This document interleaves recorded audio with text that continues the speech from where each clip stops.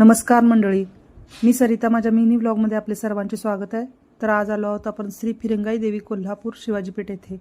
तर ही देवी खूप पुरातन आहे आणि नवदुर्गातली एक देवी अशी मानली जाते. ही देवीची पालखी आहे.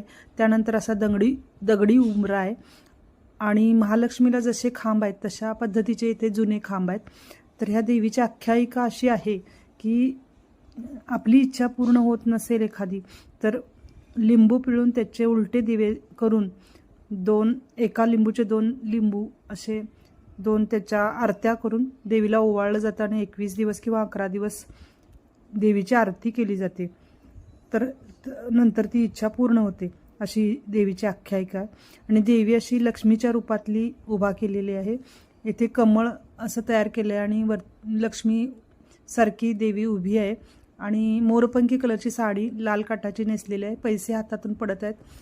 गजरा मस्त विणून घातलेला आहे. देवीला खूप सुंदर रीतीने सजवलेले आहे आणि इथे असे कमळ खूप सुंदर दिसते. व्हिडिओ आवडला तर व्हिडिओला लाईक करा. नवीन असाल तर सबस्क्राईब करा. पुन्हा भेटू पुढच्या व्हिडिओमध्ये. तोपर्यंत धन्यवाद. Bye bye.